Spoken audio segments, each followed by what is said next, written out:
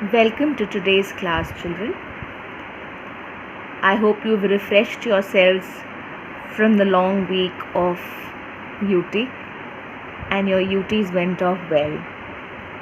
So on this auspicious day of the last day of your UT and the last day before summer vacation, we're going to start a new chapter and end it also today. Okay, so we're going to do a very small chapter named revenue. Okay, since we had done cost, it was quite important for us to do revenue also before we closed for summer vacation. Okay, now what is revenue? Revenue is a very when you incur cost, you incur it for a motive. Okay, so that you produce something. And why do you produce? Because you sell it. Okay, and you sell it always with an intention to earn profit. Okay, now when you sell it, you price it in such a way that you cover all the costs and also a little bit extra to earn profit. Okay, so that is what revenue is. Revenue is the money received by a firm from sale of a given output in the market. Okay, so which means when you sell it, the price which you get is revenue. So the price which you pay for the factors of production as a producer is the cost, and the price which you get by selling your output is the revenue. Okay, so what is revenue? It is the money received by a firm from sale of a given output in the market. So we have to do certain technical terms, which means we're going to put it in a mathematical way. The first thing which we're going to do is total revenue, which is what this means. Total revenue is the total sale receipts. Okay, or receipts from sale of given output. Okay, so in simple mathematical term, total revenue is equal to quantity of output sold multiplied by price.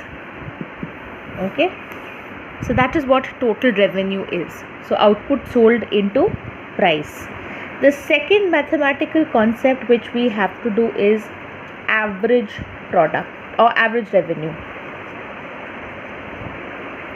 So what is average revenue? Revenue per unit of output sold. Revenue per unit of output sold. So how will you put it? Average revenue is equal to total revenue upon quantity. So if you put this as quantity and if you put this as price, Q and P. Okay, so what is TR? Q into P upon Q. Okay, so what is actually average revenue? Average revenue is price per unit. So it's basically this. I hope you understood this. Okay, one more important thing which you must remember is, you remember it all throughout. So average revenue curve and demand curve are same. Average revenue curve and demand curve are same. I'll tell you why. Okay, you must ask why at every step.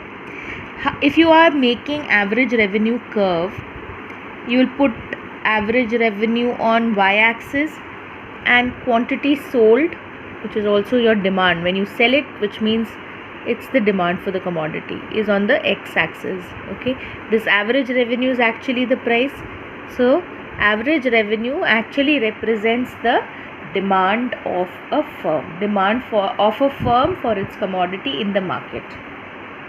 Okay. The third mathematical term is marginal revenue.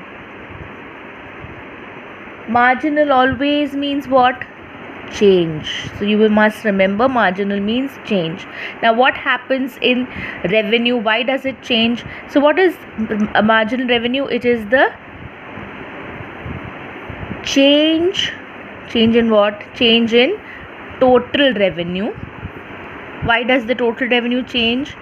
When an additional unit is sold. So what is marginal revenue? Marginal revenue is the change in total revenue when an additional unit is sold. So how will you put marginal revenue in formula? Marginal revenue is TR of n minus TR of n minus 1, or otherwise delta TR upon delta Q. That is marginal revenue. So what is marginal revenue? Marginal revenue is the change in the total revenue when an additional unit is sold, and formula for marginal revenue is TR of n minus TR of n minus 1.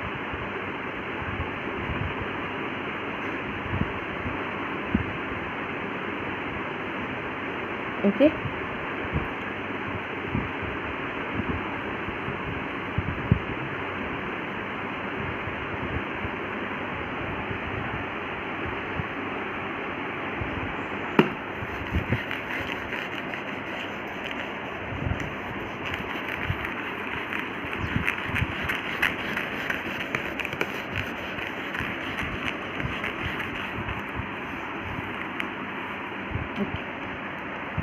See children, if you see TR is its output can be seen in this way also. TP, total product, if you want to see it, if you imagine that the entire production which you sell is which you produce is sold, into price, which is a constant. Okay, so you will find that the shape of TP is somewhat like the shape of TR. Okay, similarly the shape of MR would be quite similar to the shape of MP generally, and the shape of AR is quite similar to the shape of AP. So if you want to put TR, MR and AR as a general relationship, you will find that the relation between TR, MR, AR would be same as the relationship between TP, MP and AP. So general relationship we are going to do first. General relationship between TR, MR and AR.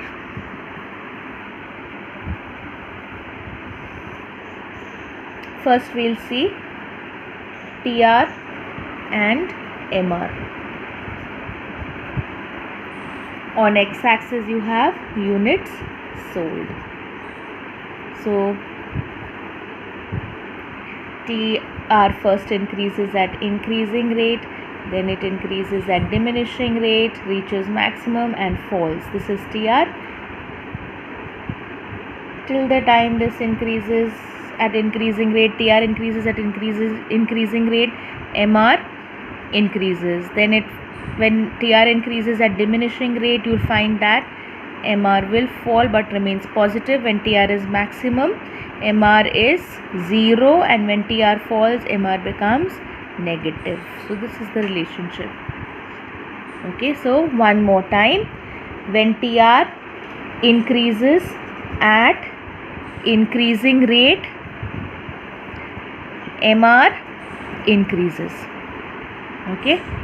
Second, when TR increases at diminishing rate, MR falls but remains positive. When TR is maximum, MR is 0. When TR falls,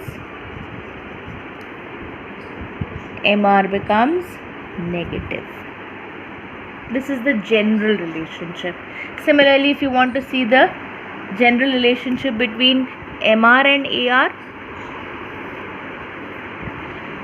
MR/AR on y-axis and output sold on x-axis.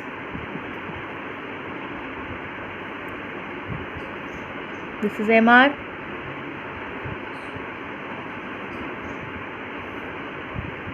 AR.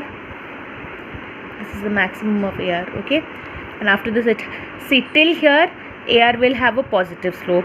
After this, AR will have a negative slope. It can't go up after this. It has to go down. Okay, so this is the maximum, then it has to go down. AR.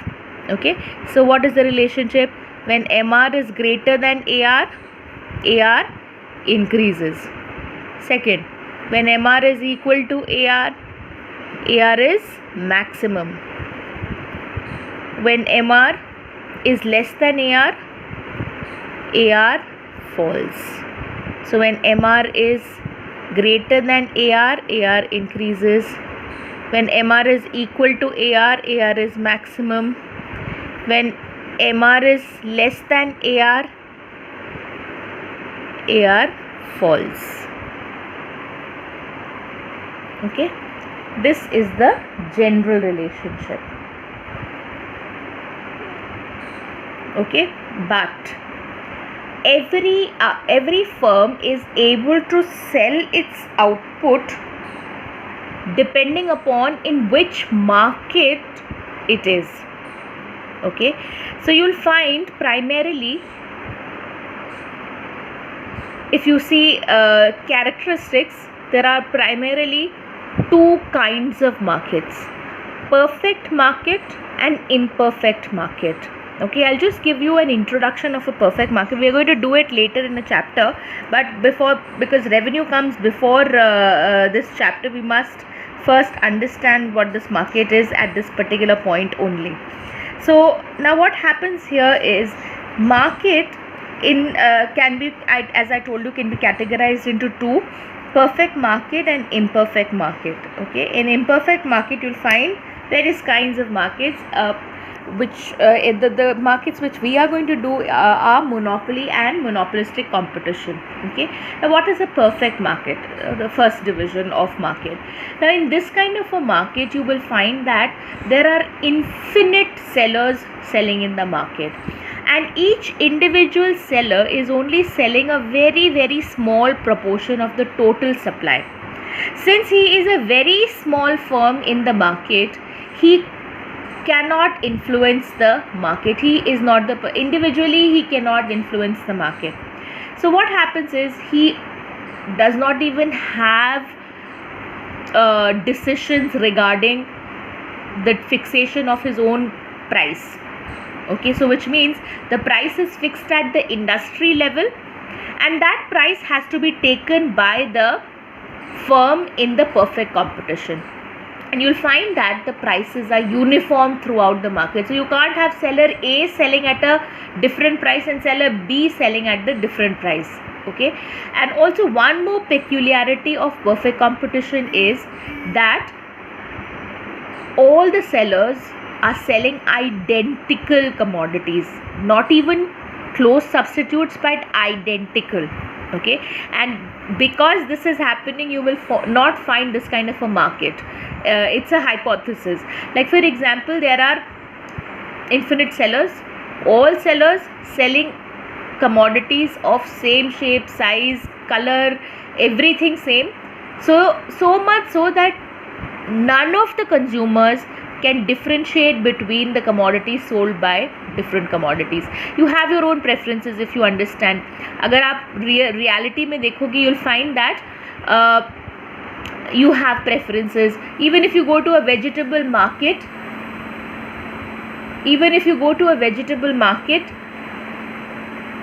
you will find that you have preferences from a particular vegetable vendor, so that also is not there. So the consumer should not is not the correct answer, will not have any preference of a seller over the other. That is what a perfect market is. Okay, so what happens here is price is constant, which means your AR is constant. Okay, that is the okay, we're going to see what happens there where the price is constant. Okay, let's just see what happens there.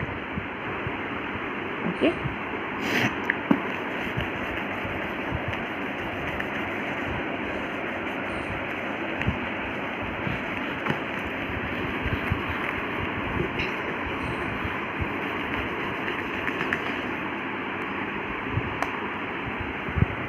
I'm going to make you understand this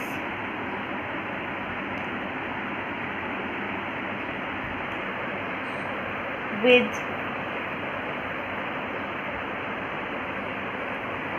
a numerical example. Okay, so let's just say units sold, and let's just say price. So what did I say? The prices are constant. Okay, so 1, 2, 3, 4, and price is constant. Let's take the prices 10, 10, 10, 10, 10, etc. Okay, so which means that even if you sell one commodity, the price per unit is 10. If you want to sell two commodities, the price per unit is 10. There is no, unless there is change in the industry price, there will not be change in the price of the individual. Okay, so now what happens here is, now generally, like I'm just, because I'm interfering here a little bit, generally as a seller, if you want to sell more, if one person was selling your was buying your commodity, you want two people to buy it, what will you do? You will reduce the price, but that doesn't happen here. Okay, so the prices are constant. So now let's just calculate TR. 1 into 2, 20, 1 into 10, 20, 2 into 1 into 10, 2 into 10, 20, 3 into 10, 30, 4 into 10, 40. You find that the TR is increasing at constant rate. When a particular curve is increased, when a particular variable is increasing at a constant rate, what kind of a line will you have? What kind of a curve will you have? Linear curve. It will be a straight line. Let's just calculate marginal revenue. First का नहीं calculate कर सकते. 20 minus 10, 10, 30 minus 10, 10, 40 minus 30, 10, 30 minus 20. Okay, so MR is also constant, and also MR is equal to price. Let's calculate AR. AR is actually price only, so you'll find that the prices is 10.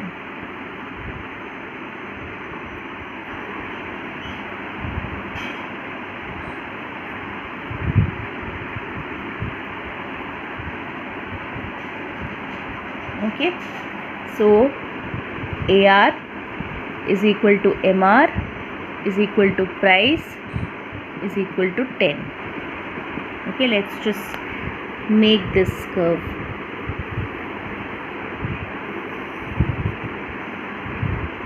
$10, $20, $30, $40, 1, 2, 3, 4,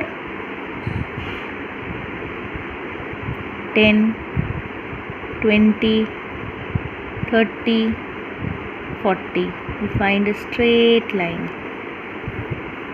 Okay, mine is not. You try it out in your copy. You'll find a straight line. And how will your MR be? MR and AR will be like this. Okay, right? Make it in your copy and find how the curve is going to be. So this is what perfect competition. Okay, right.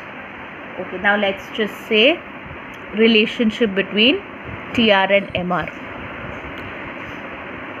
MR is constant, so TR is increasing at constant rate. That's the relationship. Okay, there's only one relationship, and that relationship between TR and MR is MR is constant,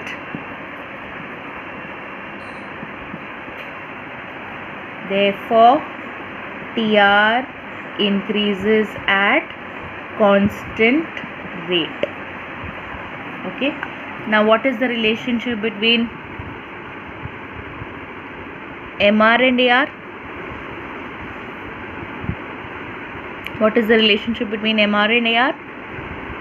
MR is equal to AR. That's the relationship. So if they ask what is the relation between TR and MR in perfect competition, what will you write? MR is constant and hence TR increases at constant rate. Only one relationship. And here relation between MR and AR, MR is equal to AR. They can also ask you in another way. State the relationship between TR and MR in a market where more can be sold at the same price. More can be sold at the same price. So what kind of a market are we talking about? We are talking about perfect competition. So in perfect competition, what is the relationship? MR is constant and therefore TR increases at constant rate. Okay.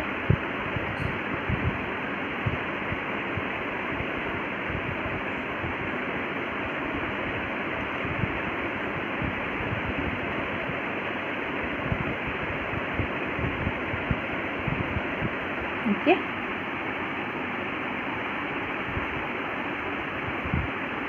Should we go to the other market?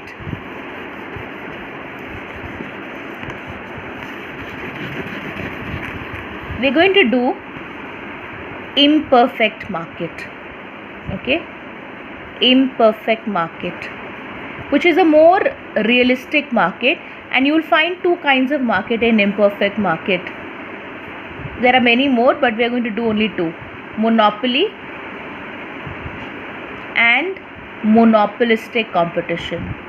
We'll do the elaboration of both of these in another chapter, but as of now, the prime feature in imperfect market is that you can only sell when you reduce the price, which is more realistic.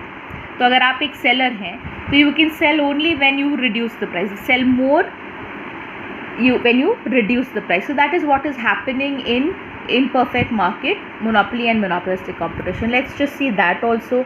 Units, price. So 1, 2, 3, 4, 5, 6, 7. Okay, and first unit you could price. First unit you could sell at 10 rupees. But if you wanted to sell 2, you had to reduce the price to 9. Similarly, 8, 7. This is just hypothesis. 6, 5 and 4. Let's calculate TR here. 10, 18, 24.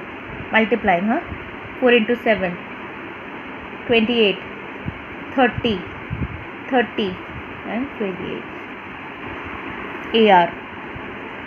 It's the same as price, but still we'll see TR upon number of units. So 10, 18 upon 2, 9, 8, 7, 6, 5, 4. MR we'll calculate. 10, 18 minus 10, 8, 24 minus 18, 6, 28 minus 24, 4, 30 minus 28, 2, 30 minus 30, 0, 28 minus 30, minus 2.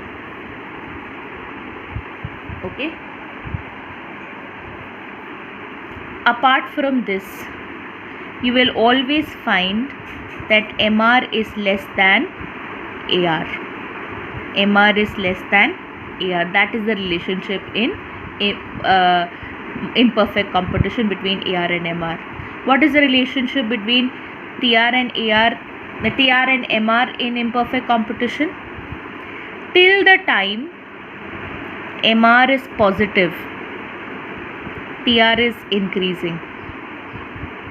Okay, it is also increasing at diminishing rate. Why? Because MR is falling. Okay, that's one thing which you have to remember. When MR is 0, TR is maximum, and when MR becomes negative, TR falls. So that is the relationship between TR and MR in imperfect competition. Let's just put this relation between TR and MR first. When MR is positive but falls, TR increases. TR is increasing. TR increases at diminishing rate. Okay. Second, when MR is 0, TR is maximum. Third, when MR is negative, TR falls. That is the relationship between TR and MR in imperfect competition. And what is the relation between AR and MR? MR is always less than AR. MR is always less than AR. Okay.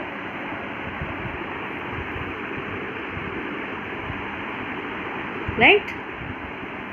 So we're going to make a diagram. First we'll do AR and MR. Okay. I want you to understand one thing.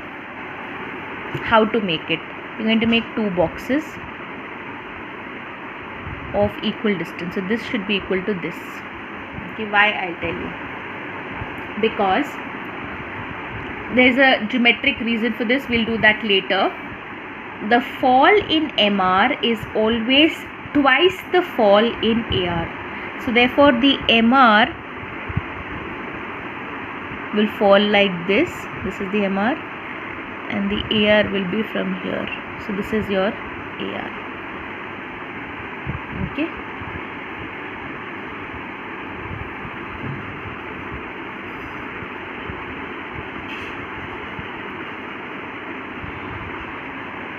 Okay. We're going to make TR here only. Till this time, you'll find that the TR is increasing. This is MR is 0, and after this it should have a negative slope, this TR. Okay. This is how your TR and MR. So when MR is positive, till the time MR is positive, till here you'll find that TR is increasing at diminishing rate. When MR is 0, TR is maximum. When MR becomes negative, TR falls. Okay? Understood?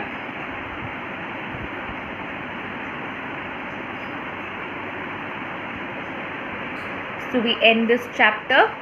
I hope you've understood this. Okay, if you have any doubts, tell me. We'll have a Google Meet. Right? So good day, children. All the best for your summer holidays. Happy holidays and enjoy yourselves.